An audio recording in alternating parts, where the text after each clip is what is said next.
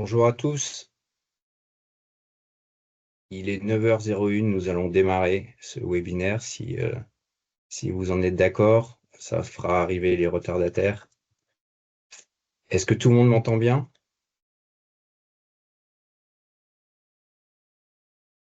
On peut considérer que oui. Moi, je t'entends en tout cas, Pierre-Emmanuel. Ok, super. Bienvenue à tous. Donc, initialement, on avait prévu de présenter plutôt la loi de finances. Puis on s'est dit qu'en réalité, le morceau de choix de la loi de finances, c'était les management packages. Et donc, on a préféré se rabattre sur ce sujet, étant précisé que, comme vous le savez, le législateur français n'a jamais attaqué de front le dispositif de management package. À chaque fois, c'était des morceaux. La loi prévoyait des dispositifs morceau par morceau, et les arrêts du Conseil d'État du 13 juillet 2021 ont un peu bouleversé la pratique en la matière, à la suite de quoi on a constaté, nous praticiens, une certaine fébrilité, voire une certaine incertitude sur l'application de ces arrêts, ce qui a entraîné en fait en pratique et ce qui a conduit en fait l'essentiel des acteurs à se rabattre sur les dispositifs légaux, type action gratuite, stock option ou BSPCE. Mais ces dispositifs n'étaient pas hyper ergonomiques et n'étaient pas aussi flexibles que les anciens packages que l'on structurait avec les ATP Ratchet notamment. Et donc, l'ensemble des acteurs appelaient de leur vœu une réforme du régime, chose faite. Donc, le législateur a, semble-t-il, pris le taureau par les cornes. Néanmoins, donc offrant une certaine sécurité fiscale et sociale, comme on le verra. Néanmoins, et c'est tout l'enjeu de cette présentation, ce dispositif nous semble rédigé de manière assez imparfaite et recèle pas mal d'incertitudes, euh, pour lesquelles donc nous soulignerons des points de vigilance à garder en tête. Voilà, donc Mathieu, je te laisse peut-être prendre le relais pour la présentation des anciens dispositifs légaux, qui encore une fois été plus usité à la suite des arrêts du 13 juillet 2021 que par le passé. Tout à fait, merci Pierre-Emmanuel. Donc, juste avant d'y arriver, un petit point sur le plan.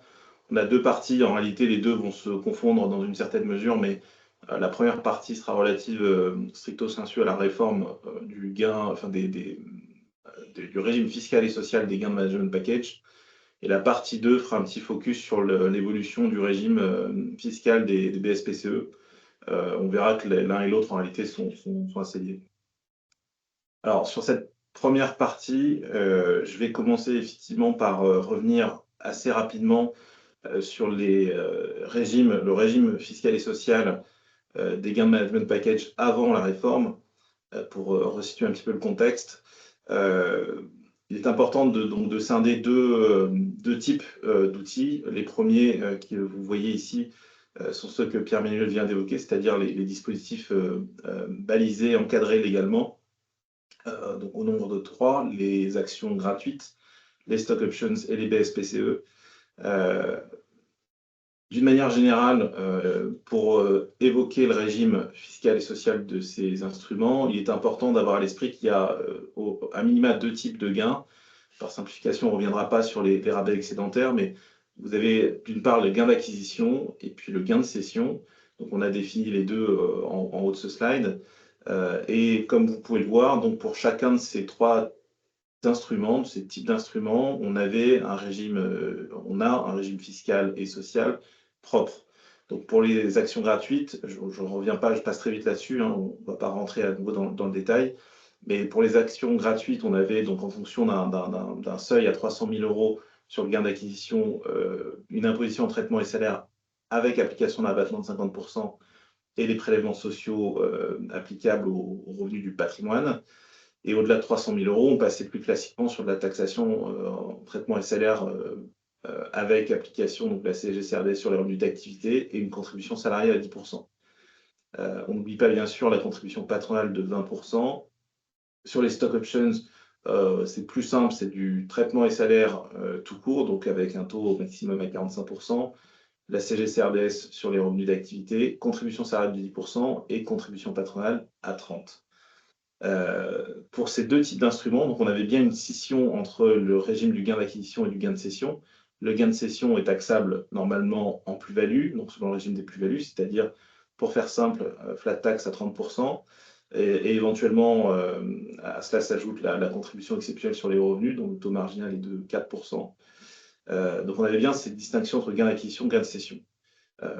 Je dis on l'a toujours en réalité, mais c'est pour les BSPCE que ça change, puisque pour les BSPCE, on y reviendra un peu plus tard, la particularité de ce régime, c'est qu'on avait en fait un gain unique qui mêlait le gain d'acquisition et le gain de cession, et qui était taxable donc à un taux forfaitaire en fonction de la durée d'ancienneté du bénéficiaire au moment de l'exercice, et au moment de la cession, pardon. Et ce taux forfaitaire était à 30% au-dessus de 3 ans d'ancienneté, auquel s'ajoute là aussi la contribution exceptionnelle sur les revenus lorsqu'elle est applicable. Et en deçà de ces 3 ans d'ancienneté, on était sur un taux à 47,2%, plus là aussi la contribution exceptionnelle sur les revenus. Donc on avait ce cadre légal, comme l'a dit Pierre-Emmanuel, qui n'était pas parfait, qui était assez contraignant et qui s'adaptait mal à tous les types de schémas. Et à côté de ça, nous avions donc tous les mécanismes existants en dehors de ces régimes, donc principalement à une époque les bons de souscription d'actions et puis plus récemment les actions de préférence qui n'ont donc aucun régime légal, qui n'avaient pas de régime légal jusqu'à présent. Donc la conséquence de tout ça, c'était que, alors à la fois une grande liberté, c'est certain, mais également une grande incertitude, puisque toute la question pendant longtemps des management packages, qui se pose toujours en un sens, c'était comment le taxer? Doit-on considérer que les gains réalisés sont de la plus-value, ce qui serait, on va dire, la logique légale, hein, puisqu'on parle de cession de valeur mobilière, donc le principe, c'est l'application du régime des plus-values, ou bien comme des salaires en considération du contexte un peu particulier dans lequel ces instruments sont attribués. Donc, grande incertitude, une jurisprudence assez hésitante, assez fluctuante, positive, négative selon les cas d'espèce, jusqu'à un triple arrêt de principe rendu par le Conseil d'État donc en juillet 2021, qui est venu poser un principe assez général, mais qui n'a pas été sans soulever des nombreuses questions et difficultés d'application. Le principe, vous voyez ici, à côté de la petite cloche, les avantages tirés de l'acquisition ou de la souscription de titres à des conditions préférentielles sont taxables comme des salaires s'ils sont octroyés en raison de l'exercice de fonctions de dirigeant ou salarié. Important de préciser que ce principe s'applique à chaque fraction des gains réalisés, donc éventuellement le gain d'entrée ou le rabais, le gain d'acquisition et puis le gain de cession. Petite précision aussi, donc ça c'était les arrêts du Conseil d'État donc du 13 juillet 2021 qui ont été assez rapidement suivis par la Cour de cassation en matière sociale. C'est même avéré un peu plus sévère puisqu'on avait une caractérisation plus rapide de l'avantage et donc une application derrière des cotisations sociales sur les gains assez facile. Je ne vais pas, rassurez-vous, relire donc chacune des cases de ce tableau. C'est simplement une façon d'illustrer de manière un peu synthétique le traitement donc, des 3 types de gains. Et pour rappeler également que l'une des particularités de cette jurisprudence, c'est qu'elle rendait imposable chaque type de gain au moment où ils sont réputés être réalisés, c'est-à-dire pour les gains d'entrée et les gains d'exercice dès l'attribution des outils. Ou dès l'exercice de ces outils, sans attendre la cession ultime des titres qui sont acquis en exercice de ces instruments. Voilà, donc je ferme cette petite parenthèse sur les régimes antérieurs, donc en terminant par vous disant que, comme je vous l'ai déjà un petit peu dit, le pavé dans la mare qui a été jeté par le Conseil d'État en 2021 a fait beaucoup de remous, a soulevé beaucoup de questions. Toutes n'ont pas trouvé de réponse très claire. On a de la jurisprudence depuis quelques arrêts qui sont allés majoritairement dans un sens défavorable aux managers. On a eu quelques petites exceptions qui sont venues quelque part un peu démontrer aux praticiens qu'on n'était pas systématiquement taxable en salaire, ce qui reste quand même assez rare. Hein. On a vu que les cas sont quand même très spécifiques et la grande majorité des packages tels qu'ils étaient conçus avant sont quand même à risque et ont fait l'objet de nombreux redressements. Et donc, comme l'a indiqué Pierre-Emmanuel, tout ceci appelait une réforme, un régime légal, et c'est donc cette réforme introduite par la loi de finances pour 2025 que nous allons dérouler maintenant. Voilà, donc je laisse Pierre-Emmanuel poursuivre pour présenter la nouveauté. Alors, concrètement, en fait, la réforme a été instituée à l'article 163 bis H du CGI, complétée en fait d'une petite modification du Code de sécurité sociale pour tenir compte du volet social de la réforme. Alors, ce qu'il faut bien comprendre, c'est que le législateur a entendu appliquer un régime unique ou uniforme à l'ensemble des titres qui peuvent constituer un management package, que ce soit des options, des bons, des actions gratuites, des titres souscrits en dur, sous forme d'actions ordinaires ou sous forme de titres à droit financier préférentiel. Donc ça, je dirais, c'est l'avantage de cette réforme, c'est que on a un texte unique qui s'applique à l'ensemble des dispositifs, à l'ensemble des instruments de management package. La question principale et cardinale qui se pose lorsqu'un manager souscrit à un instrument, c'est de savoir si cette souscription est effectuée en contrepartie de ses fonctions de salarié ou de dirigeant. Okay. Donc, si c'est le cas, on entre dans le nouveau dispositif. Si ce n'est pas le cas, s'il a souscrit à des instruments, je dirais, indépendamment de sa fonction de salarié ou de dirigeant, on reste sous le régime classique des plus-values mobilières. Alors, donc, toute la question, c'est de savoir dans quel cas le manager souscrit en contrepartie de ses fonctions de salarié ou de dirigeant. Le nouveau dispositif reprend les termes exacts en fait des arrêts du 13 juillet 2021 qu'on vous citait auparavant. Et donc, la majorité des praticiens considèrent qu'il faut se rapporter à l'éclairage du Conseil d'État en la matière. Et le Conseil d'État était lui-même éclairé par son rapporteur public qui avait donné des premiers indices pour permettre de qualifier, de savoir si des titres étaient souscrits en contrepartie de fonctions de salariés. Donc les indices sont soit contractuels, donc on va plutôt les rechercher dans les pactes souscrits par les pactes managers qui peuvent prévoir des droits et obligations à l'encontre ou au bénéfice des salariés. Et très clairement, enfin les indices vous les connaissez tous. C'est si le manager a une clause d'inaliénabilité importante, s'il est soumis à, je dirais, des clauses de good, medium ou bad liver, s'il a des suggestions, d'autres suggestions qui lui sont imposées par le pacte, pour lesquels il ne pourrait pas librement disposer, au titre desquels il ne pourrait pas librement disposer de ces titres. Toutes ces clauses sont des indices contractuels qui permettent de qualifier la notion d'acquisition de titres en contrepartie de fonctions de salarié ou de dirigeant.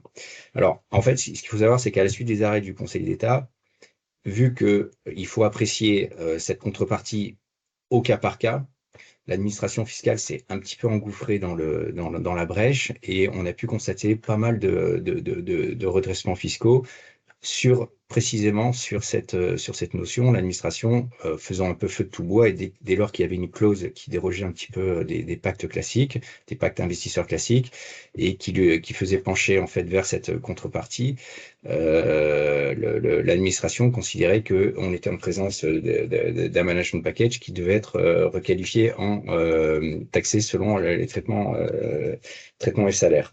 Alors, la philosophie du texte, une fois que on considère que les titres sont acquis en contrepartie de fonctions salariés ou de dirigeants, c'est de de taxer en fait le manager pour partie en plus-value et de taxer sa surperformance, qu'on déterminera grâce à un multiple de performance financière qu'on verra après, de taxer la surperformance en traitement et salaire. Alors, l'avantage du texte, c'est qu'il y a une arithmétique qui est assez claire, donc pour le coup, c'est assez objectif. Et l'autre avantage, c'est que en termes de traitement social, l'ensemble du gain, qu'il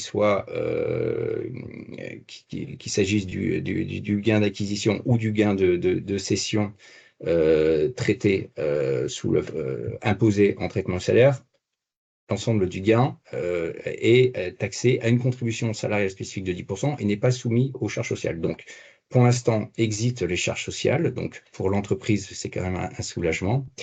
Ce qui nous fait dire que cette sécurité juridique et cette sécurité sociale nouvelle vont probablement amener les acteurs à délaisser un petit peu les régimes légaux, les dispositifs légaux qu'a présenté Mathieu, au profit, encore une fois, d'ADP ou d'instruments ratchet plus usuels.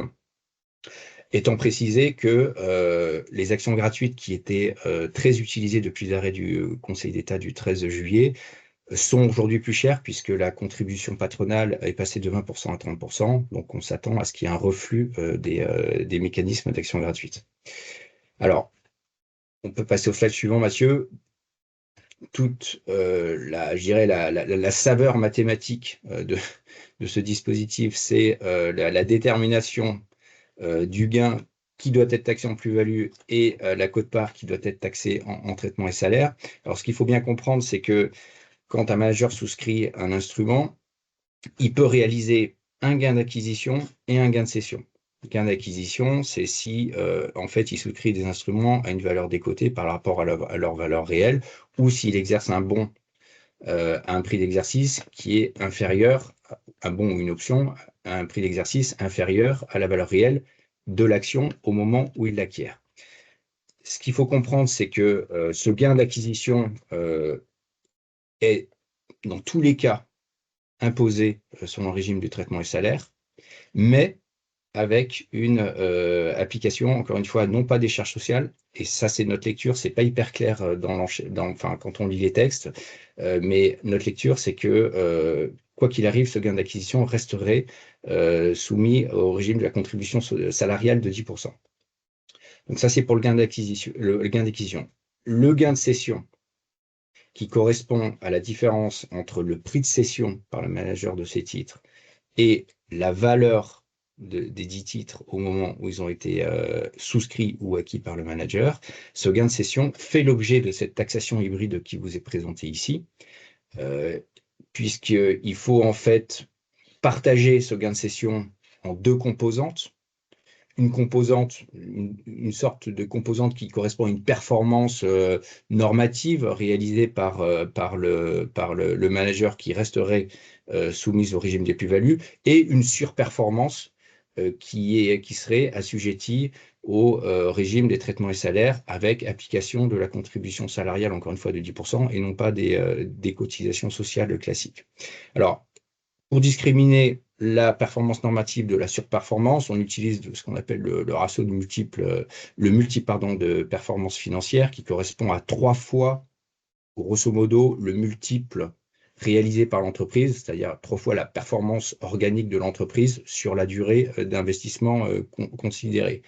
Donc, si en fait le manager bénéficie de titres qui lui offrent un avantage qui excède 3 fois la performance intrinsèque de l'entreprise, dans ce cas-là, il est taxé selon le régime hybride qui est présenté ci-dessous jusqu'au plafond correspondant à 3 fois la performance intrinsèque de l'entreprise. Il reste soumis au régime classique des plus-values, à savoir flat tax de 30% plus la CEHR ou option pour le barème de l'impôt si c'est plus avantageux pour lui. À une condition toutefois, et ça c'est nouveau, c'est qu'il faut que les titres souscrits par le manager restent soumis à un aléa financier, donc ne bénéficient pas d'une couverture de valeur, et il faut que ces titres au moment de leur cession par le manager, aient été détenus pendant plus de 2 ans. Donc, bien entendu, l'histoire de la détention de plus de 2 ans ne s'applique qu'aux titres, je dirais, classiques hors dispositifs légaux, puisque les BSPCE et les actions gratuites bénéficient d'un régime qui lui-même est soumis à des conditions de durée de détention spécifiques.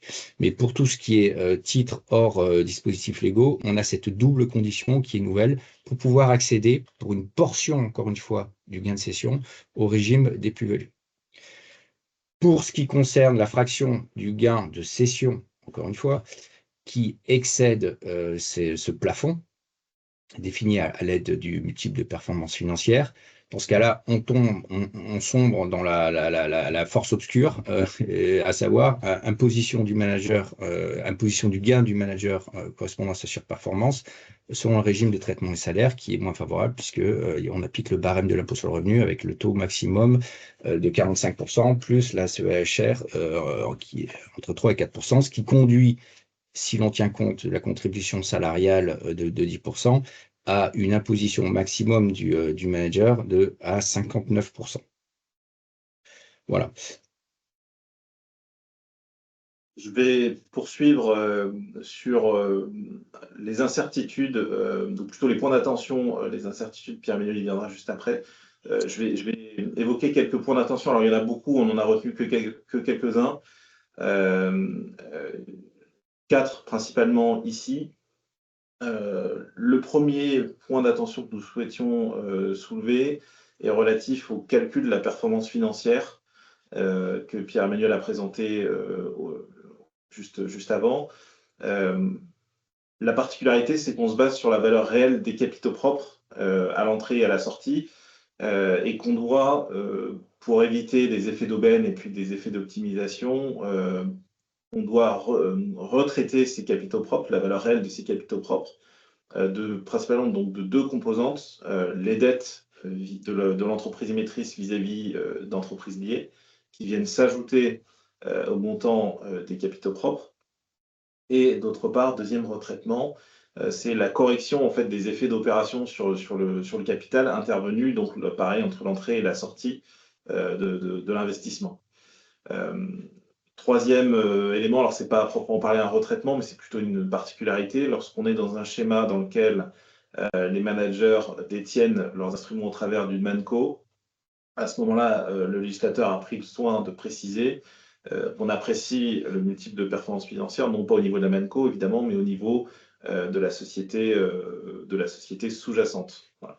Donc, le ratio de performance financière ne se limite pas. Donc, alors déjà, important de le préciser, mais on parle bien de la valeur réelle des capitaux propres, c'est-à-dire qu'on ne se base pas uniquement sur les capitaux propres au bilan.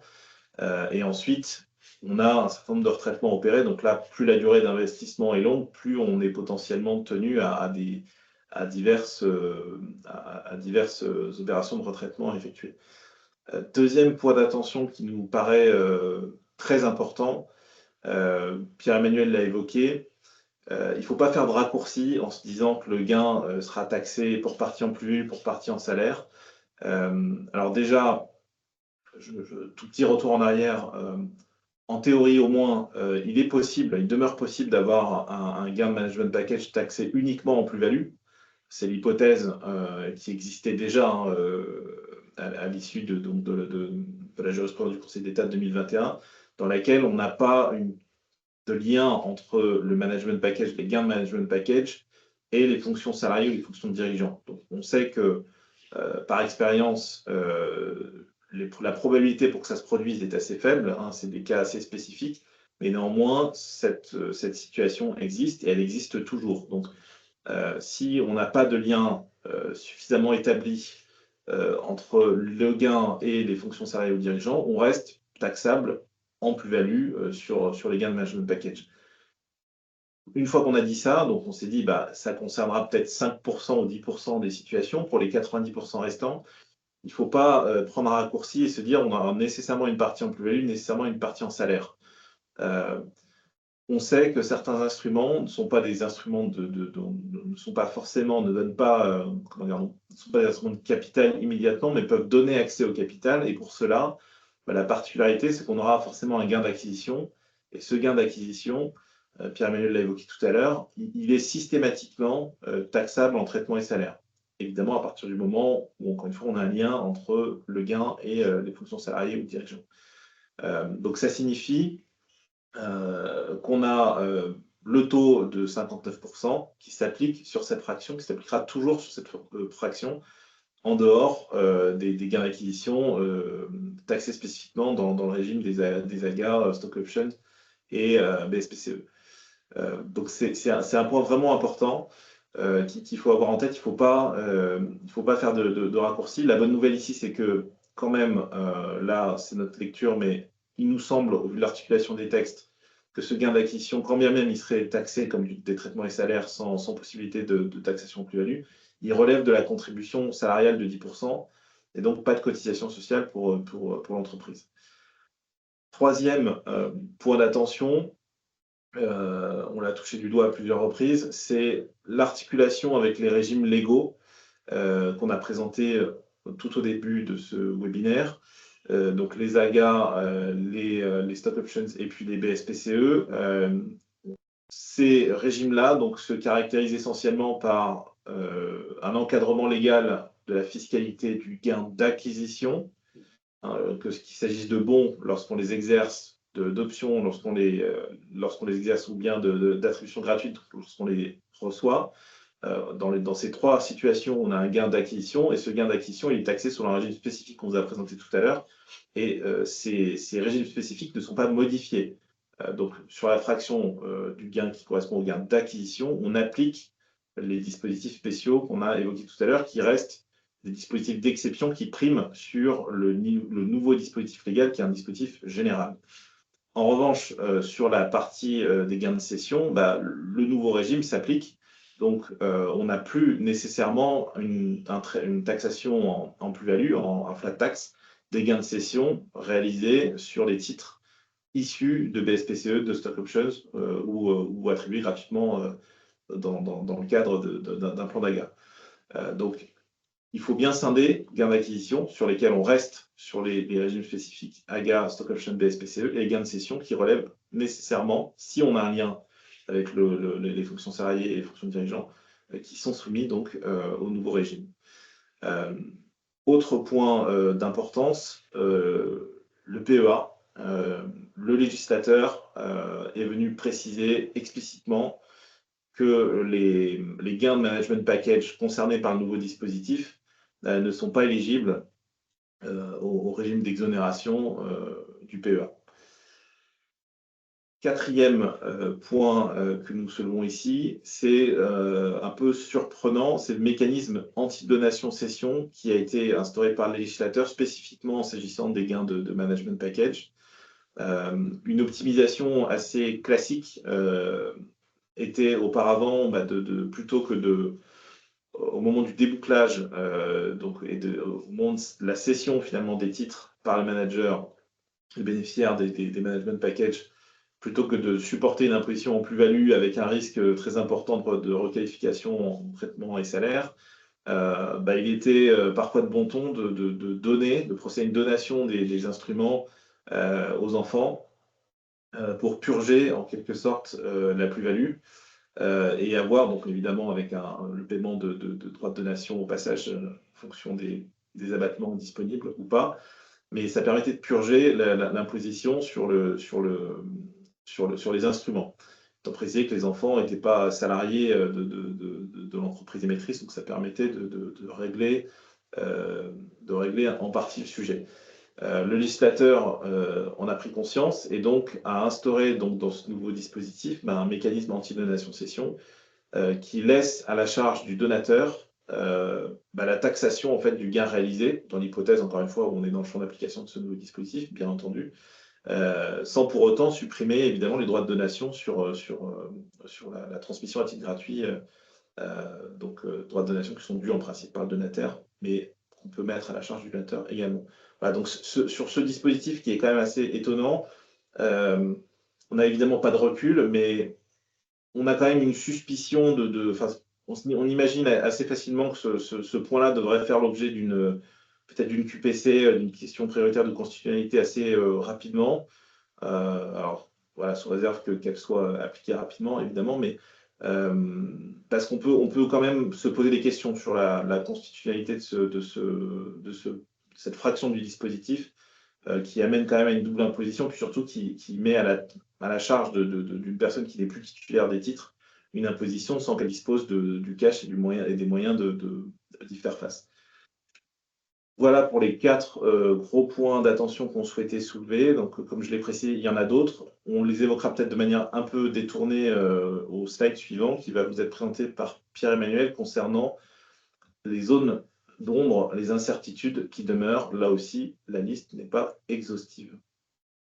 Donc, au point d'attention, effectivement, s'ajoutent des incertitudes importantes, relevées par beaucoup déjà. Alors, la première grande incertitude, c'est est-ce qu'on est dans le dispositif ou non d'imposition des management package, à savoir est-ce que les titres ont été acquis en contrepartie de fonctions de salariés ou de dirigeants. Donc ça, on en a parlé. Là, on reste, c'est un statu quo par rapport à la situation post-13 juillet 2021, à la suite des arrêts du Conseil d'État, avec bien entendu toujours les mêmes points d'attention sur la rédaction des pactes, etc. Mais on se rend compte en pratique que on est obligé d'enfermer les salariés dans certaines obligations et dans certains engagements, parce qu'on n'a pas forcément envie de les voir traîner au capital une fois qu'ils sont partis de l'entreprise ou du groupe. Donc, il est fort probable que la majorité en fait des management packages structurés avec des clauses classiques soient qualifiables ou qualifiés et entrent dans ce nouveau dispositif.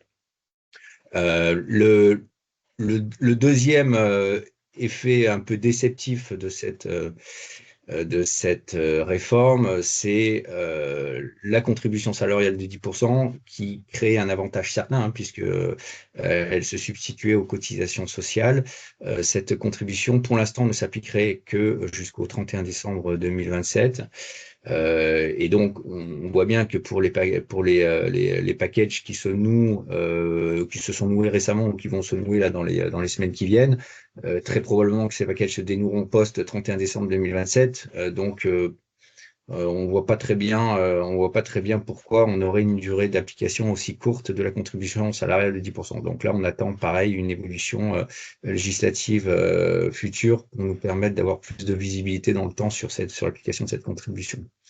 Alors, sur les clarifications qui sont cette fois attendues non par le législateur, mais peut-être plus par l'administration fiscale dans le cadre d'un BOFIP qui est très attendu. Le premier point, c'est quid en cas de souscription par le manager de plusieurs instruments à la même date? Est-ce que on apprécie sa performance globalement, donc tous instruments confondus, ou est-ce qu'il faut apprécier sa performance instrument par instrument et donc discriminer instrument par instrument le gain taxable selon le régime des plus-values et la portion taxable selon le régime des traitements et salaires? Alors c'est d'une importance significative, puisque on peut imaginer qu'il y a des instruments qui sont un peu plus performants que d'autres et que si on reste sur une appréciation globale, on pourrait avoir une performance moyenne qui n'excède pas le seuil de performance financière qu'on a vu auparavant, le multiple de performance financière, tandis que si on apprécie au cas par cas les instruments bien entendu les plus agressifs et les plus performants, eux, risquent d'entraîner l'application du régime des traitements et salaires pour une portion du gain. De la même façon, l'administration devra nous éclairer sur l'hypothèse et la façon d'apprécier la performance financière en cas de souscription des instruments à des dates différentes. Mais là, on peut s'attendre à ce que, en fait, l'analyse s'opère date par date, qu'il s'agisse de l'appréciation de la performance du manager ou surtout de la performance de l'entreprise pour le calcul du multiple de performance financière. Autre incertitude, et ça c'est vraiment une épine dans cette réforme, c'est que se passe-t-il en cas d'apport par le manager de ces titres? Par exemple, dans le cas d'un LBO ou de LBO successifs, si le manager réinvestit une partie de son package dans la holding de reprise. La plupart des praticiens considèrent que, en ce qui concerne la fraction du gain qui serait imposée sur le régime des plus-values, le régime du sursis et ou du report d'imposition s'appliquerait. En revanche, toute la portion du gain, qu'il s'agisse du gain d'acquisition ou du gain de cession imposé, la fraction du gain de cession imposée selon le régime de traitement et salaire, dans ce cas-là, l'apport déclencherait l'impôt. Ce qui serait pour le moins complexe ou compliqué, dans la mesure où l'apport, c'est le manager reçoit du papier et non pas de l'argent, et donc on ne voit pas comment il accepterait d'apporter ses titres et de payer l'impôt sur quelque chose, sur une liquidité qu'il n'a pas opérée. Autre incertitude qui doit être levée par l'administration, c'est sur le PEA, comme l'indiquait Mathieu. Les titres qualifiables ou qualifiés de management package sont aujourd'hui exclus du PEA, c'est-à-dire qu'on ne peut pas les souscrire via un PEA, et de la même façon, les plus-values réalisées sur ces titres-là ne peuvent plus être exonérées selon le mécanisme, sous le régime du PEA. La question qui se pose, c'est est-ce qu'il s'agit uniquement des gains du gain imposable en traitement de salaire qui ne bénéficierait plus du PEA, ou est-ce que c'est la totalité du gain de cession du manager?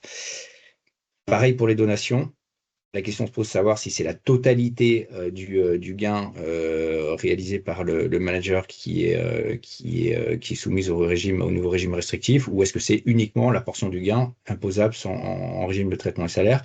Et pour les donations, on a une deuxième question qui est un peu épineuse, c'est est-ce qu'on parle du gain latent existant au moment de la donation, ou est-ce qu'on parle du gain total réalisé par le donataire au moment de la cession des titres qu'il a reçus en donation? Ce qui serait plutôt bizarre, parce qu'une partie de ce gain a été réalisée sous l'empire de sa propre propriété, la propriété du donataire, et non pas du donateur, alors que c'est le donateur qui serait imposé. Alors, on vous a fait au slide suivant un petit diagramme, on a tenté une synthèse pour vous permettre d'avoir une vue un peu panoramique de ce nouveau dispositif. Très rapidement, parce que le temps presse, donc question cardinale, question, je dirais, existentielle de base. Est-ce que vos titres, les titres des managers sont acquis en contrepartie de fonctions de salariés et dirigeants? Oui, on est dans le nouveau régime. Non, on reste soumis au régime des plus-values. Deuxième question, est-ce que les titres sont exempts ou non de risque de valeur, de risque en capital? Si c'est le cas, on reste soumis au régime du traitement et salaire, puisqu'on dans ce cas-là, on considère que le manager ne subit pas un risque au titre, donc ne prend pas un risque d'investisseur. S'il prend un risque d'investisseur, donc s'il est soumis à un risque en capital, donc on distingue les titres ordinaires des titres issus de dispositifs légaux. Les titres ordinaires, eux, ne sont éligibles au nouveau dispositif, encore une fois, s'ils ont été détenus pendant plus de 2 ans au moment de leur cession par le manager. Si ce n'est pas le cas, l'intégralité de la plus-value réalisée par le manager reste soumise au régime de traitement et salaire, avec toutefois, à notre sens, non pas les charges sociales à la clé habituelle, mais la contribution salariale de 10%. Quant aux titres issus des dispositifs légaux, comme on l'a rappelé, en théorie, il reste soumis au régime donc, général des management packages, à savoir le gain d'acquisition donc taxé selon le régime propre, légal propre, et le gain de cession taxé selon le régime hybride. Alors, il faut savoir que, à notre sens, c'est pas parce que vous avez des AGA ou des BSPCE que vous êtes automatiquement vous cochez automatiquement la case de titre acquis en contrepartie de fonctions de salariés ou dirigeants.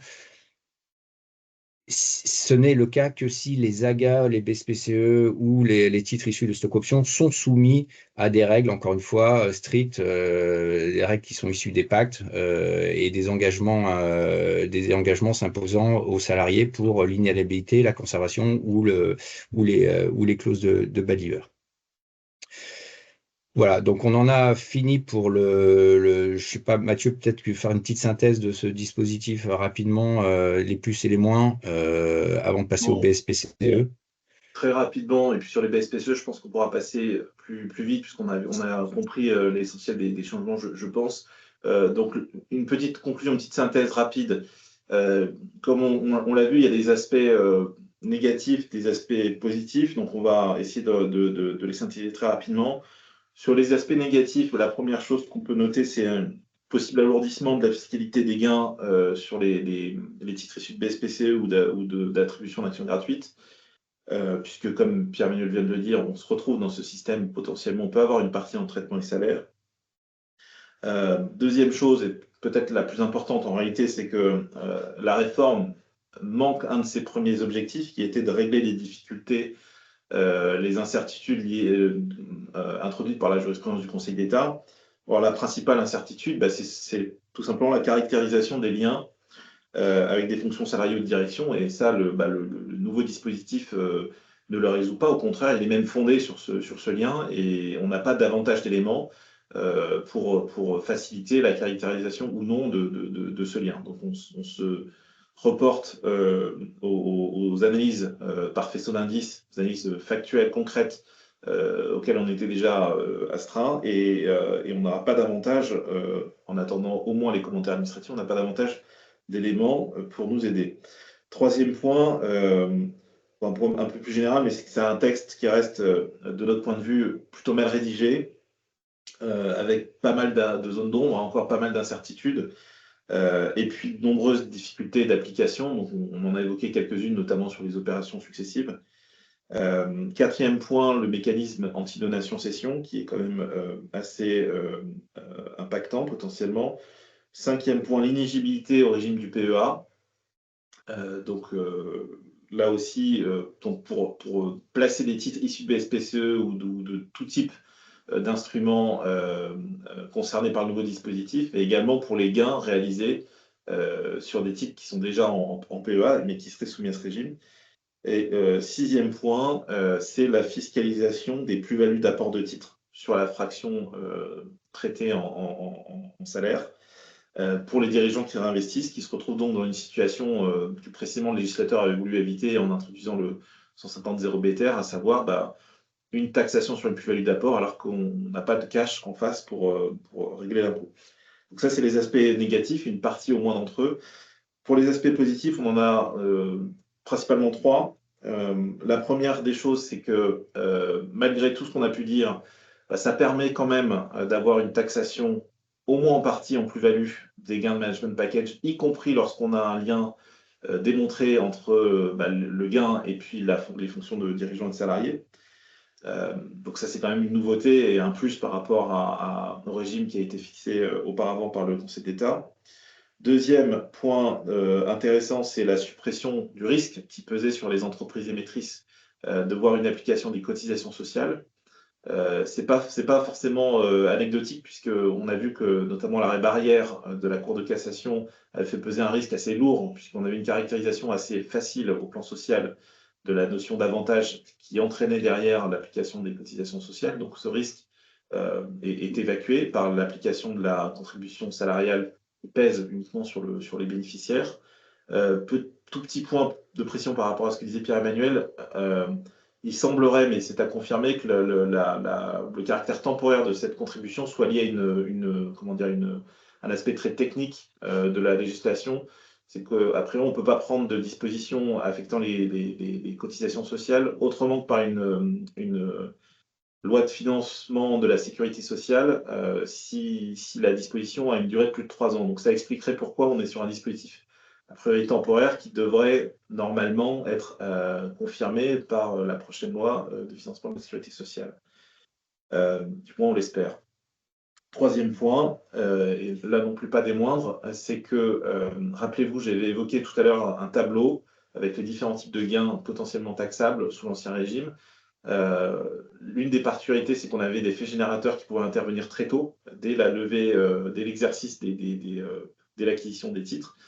Désormais, on a un seul fait générateur et qui intervient alors à la cession, pour le dire simplement, mais pas uniquement, disons, à tout acte de disposition qui porte évidemment sur les titres concernés. Donc, dans la majorité des cas, c'est favorable, puisque en cas de cession, du coup, tout devient taxable, y compris le gain d'acquisition, qui, en attendant, reste non taxé.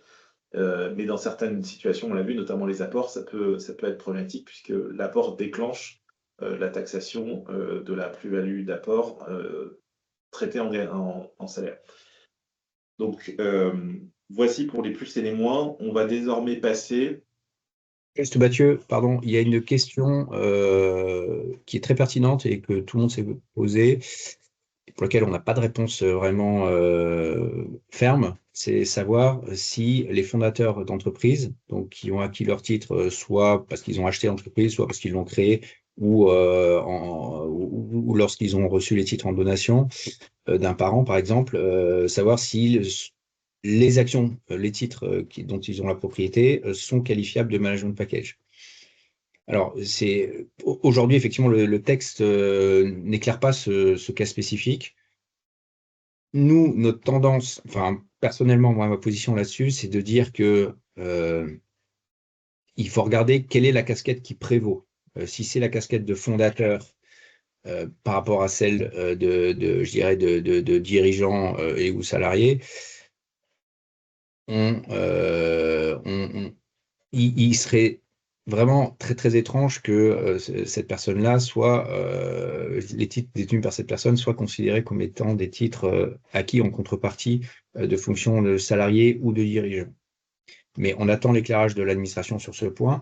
Mais en tout état de cause, si ce fondateur, au détour d'un LBO, réinvesti dans la holding de reprise, devient minoritaire, et si en fait il conclut un pacte au terme duquel il a des clauses de good, bad liver classiques avec un engagement d'inaliénabilité, etc.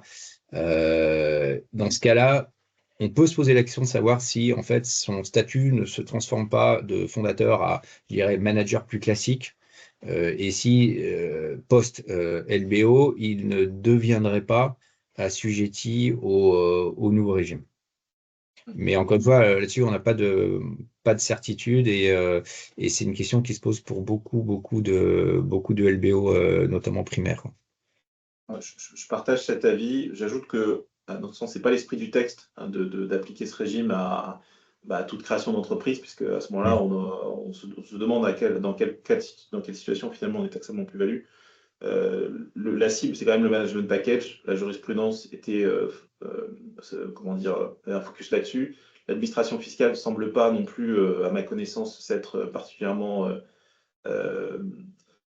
mise en tête d'attaquer tout type d'actions émises par des fondateurs dirigeants. Donc, je pense que c'est une question qui se pose théoriquement, puisque le texte a un champ d'application qui semble assez large.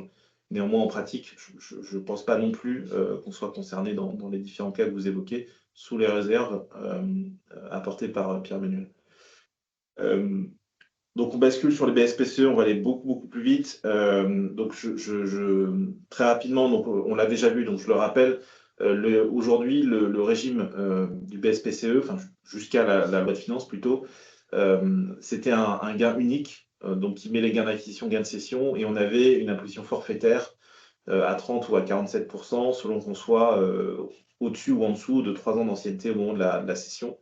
Mais donc, on avait ce gain unique. L'apport de la loi de finances pour 2025 sur le régime des BSPCE, le principal apport, c'est qu'on va scinder le gain d'acquisition et le gain de cession, qu'on appelle ici le gain net, pour pouvoir faire une application, notamment du dispositif qu'on a évoqué juste avant, sur la fraction du gain net. Donc, le gain d'acquisition, on l'a déjà dit plusieurs fois, reste soumis au régime spécifique des BSPCE, donc c'est taux forfaitaire à 30 ou 47%. Et c'est véritablement sur le gain net qu'on a un potentiel alourdissement de la fiscalité, puisque sur cette fraction-là, sur le gain de cession, pour le dire autrement, on n'aura plus ces taux forfaitaires, on aura le régime général, donc partie en plus-value, partie en traitement des salaires en fonction du multiple de performance évoqué, si on a un lien avec les fonctions salariées ou de dirigeants. Donc on a scindé en deux. Pierre-Emmanuel, je ne sais pas si tu veux sur le gain d'acquisition, ouais, très rapidement sur le gain d'acquisition du BSPCE, donc aujourd'hui qui est encore une fois traité différemment du gain de cession. On reste sous le régime actuel avec une précision de taille qui fait suite notamment à une jurisprudence du Conseil d'État, probablement, c'est que le texte prévoit aujourd'hui expressément qu'en cas d'échange par le manager de ces titres à l'occasion d'une offre publique, d'une fusion, d'une scission, d'une division, d'un regroupement, il bénéficie d'un sursis d'imposition sur le gain d'acquisition. Alors, il y a quand même un point d'attention, c'est que les apports ne sont pas visés. Okay. Donc, demain, si le manager apporte ses titres à une holding de reprise, par exemple sur un LBO secondaire, le gain d'acquisition ne bénéficierait pas d'un sursis d'imposition et deviendrait taxable, alors que le Conseil d'État, encore une fois, avait admis l'application d'un sursis ou report d'imposition dans ce cas. Sur le gain de cession, je te laisse peut-être prendre la main, Mathieu. Oui, alors on va faire de la redite, hein, puisqu'on a déjà balayé un petit peu le sujet de manière indirecte. Donc le gain de cession, c'est-à-dire si on regarde la partie gauche de ce slide, c'est la partie qui est en bleu foncé tout en haut. Donc c'est ce qui dépasse dans le prix de cession. Donc on a finalement trois, on doit le décortiquer en trois parties. Le prix d'exercice de l'action, donc ça c'est le prix qu'on a payé, donc il n'y a pas de gain, il n'y a pas de revenu taxable. Le gain d'exercice, c'est celui que vient d'évoquer Pierre-Emmanuel, c'est-à-dire la différence entre le prix que vous payez pour lever, pour exercer le bon et la valeur du titre que vous obtenez à la date de l'exercice, la valeur réelle du titre. Et donc le gain net, c'est tout ce qui dépasse, c'est-à-dire c'est la différence entre la valeur réelle du titre au moment où vous avez exercé le bon et le prix auquel vous le cédez. Et pour ce gain-là, donc le principe, c'est une taxation en plus-value, donc le flat tax, 30%, plus éventuellement la contribution exceptionnelle à 3 ou 4%. Mais la grosse nuance à apporter, qui ne ressort pas forcément directement des commentaires qu'on voit sur la loi de finances, c'est que, évidemment, ce gain, s'il est acquis en contrepartie de fonctions de dirigeants ou de salariés, donc c'est-à-dire, comme Pierre-Emmanuel l'appréciait tout à l'heure, si on a des dispositions dans un pacte, etc., des clauses qui lient assez fortement la réalisation de ce gain à la présence du salarié dans l'entreprise, éventuellement à l'atteinte d'objectifs, ou si on sanctionne son départ par le biais de clauses de bad liver, etc. À ce moment-là, si on a un lien trop fort, ce gain, il sort du régime classique des plus-values pour venir dans le régime des management packages qu'on vient d'évoquer, avec donc une taxation hybride en plus-value et en traitement et salaire potentiellement. L'autre point d'attention, c'est que donc théoriquement, là, on est sur une imposition en plus-value, ce qui veut dire que par opposition au gain d'acquisition qui a une nature plutôt salariale, normalement, sur la plus-value de cession du titre, on est éligible au régime du sursis ou du report. Mais là aussi, tout dépend, parce que si on a basculé dans le régime général des management packages, en fait, sur la partie taxable en salaire, on ne peut plus bénéficier de ce régime-là. Donc là aussi, c'est un gros point d'attention. Je ne reviens pas sur les spécificités des non-résidents. On va finir. Juste, pardon, Mathieu, juste pour les non-résidents, peut-être l'occasion de dire que potentiellement les titres pour les groupes internationaux, hein, les titres qui seraient souscrits par des managers français émis par des sociétés, notamment des holdings étrangères, peuvent être soumis, enfin seraient soumis au nouveau dispositif, ce qui n'est pas sans difficulté puisque pour le calcul, en fait, la quote-part, le calcul par le manager de la quote-part de son gain qui serait assujetti au traitement et salaire, ça repose sur des hypothèses de valeur pour le calcul du multiple de performance financière qui concerne les entreprises étrangères, informations auxquelles le manager n'a pas forcément accès. Donc ça posera probablement en pratique des soucis. Alors, on est déjà confronté effectivement à ce type de sujet, notamment sur les plans américains, où les sociétés maîtrises sont parfois très éloignées des bénéficiaires français qui sont dans des sous-filiales, et donc qui n'ont effectivement pas accès aux modalités, à la valeur réelle des capitaux propres, et encore moins qui ne peuvent pas spontanément d'eux-mêmes effectuer les retraitements qu'on a évoqués tout à l'heure. Pierre-Emmanuel, je te laisse évoquer le cas le sujet PEA, là aussi. Oui, non, très rapidement, vous vous souvenez peut-être que le Conseil d'État avait admis récemment l'inscription, alors non pas des BSPCE, parce que les BSPCE ne peuvent pas être inscrits en PEA, mais les titres issus de l'exercice de BSPCE en PEA, c'est-à-dire que le Conseil d'État avait autorisé que on puisse utiliser le compte espèce du PEA pour souscrire, pour exercer les bons. les BSPCE, contrairement à ce que prévoyait la doctrine administrative. Aujourd'hui, donc le législateur a expressément prévu que ces titres-là, les titres issus de BSPCE, ne peuvent plus être mis en PEA, donc ne peuvent plus être souscrits par le compte espèce du PEA, et ce dispositif s'appliquerait au BSPCE émis à compter du 10 octobre 2024, qui doit beaucoup correspondre à peut-être à la première communication sur la première mouture de la loi de finances. Enfin, un point alors plus anecdotique pour finir. Il s'agit donc des modalités juridiques d'émission plus que d'un sujet fiscal.